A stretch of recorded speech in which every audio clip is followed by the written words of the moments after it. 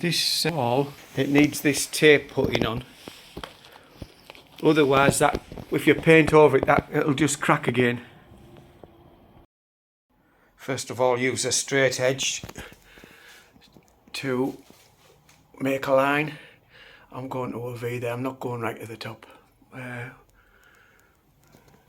Make a line just wider than the tape, and then what you do is you scrape it just a little bit. You're basically taking off exaggerated this board's like that and that board's like that. You're taking the hill off. You're not rooting it out for the thickness of the tape. We're just taking off the point. It's exaggerated. It's like a house roof, especially this area, because the boards have gone out. So you've got one like that and one like that exaggerated. You need to scrape that off. See, that's sticking out more than that one there, look. Dampen some kitchen roll, put it at the bottom to catch all the dust.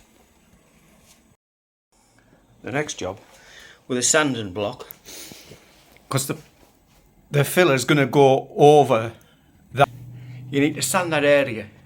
The filler won't take if it's dusty or uneven, so you sand that area, run that up and down as well, for good measure. Lastly, but not least, another wet, quite dampish kitchen towel. You can't have any dust. It's amazing how much dust you do have, so that needs to all be cleaned. It must be free of dust. To mix your filler, you put the water in first and then you add the filler gradually, stirring it. Just use a glass bowl, make sure you get most of it out, put it into a bin, and then the rest you can wash out the sink, but make sure you use a lot of water and do it quickly. And you should also use cold water, so that's why I'm running the tap. Never use warm water, and it must be fresh water. Now to do one wall, so it's like a standard sort of egg mixing bowl, and I'm about 33 ml. And what I do is I can't do it because I'm videoing, but I'll hold the bag in my left hand and just sort of bounce it and gradually pour it in, and I'm just using a wooden spatula. This is the filler I'm using. You get it all around Eastern Europe and the UK, Knorr. Obviously it'll have different writing in different countries, but it's basically that. This is my consistency. If you give it a stir, it doesn't want to drop off. If you shake it, some will. I use a 60 millimeter.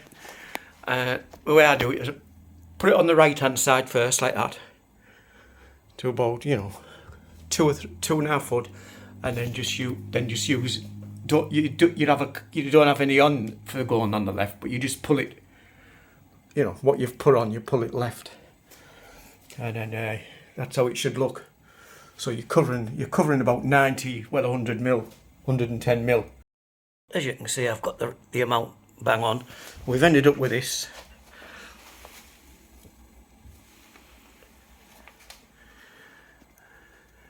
Now you've got the motor on, because the big straight edge, I can't do it in video here, but you've just sort of like do that from just left of the centre, and then that way from just right of the centre. So 10-15 millimeter on the left of the centre that way, 10 to 15 millimeter on the right centre that way. And once you've done that, you can go right from the other side over. But don't keep going over and over it. You can't do that. It'll start to drag. You've got to stop. It's not perfect in places, but you're going to sand it anyway. What you're after is all the tape covered. And we're after a feathered edge. Can you see how I've feathered the edge? And that's not with a cloth. It's not with a sponge. It's just the straight edge. You've got to refuse that temptation and just stop, See, it's going to get sanded. I'm happy with that. It's looking quite flat. But see, you don't want to, the reason why you go slightly over it is you want to make a little bit of a hill. if you start off by being totally on that side and pull over, what you'll do is you'll pull all the plaster over that. You won't leave a bit of a hill in the middle. I can't see the tape poking through anywhere, so that's happy days. That's what you really want to avoid. So that's it. That'll dry nice. So you happy with that?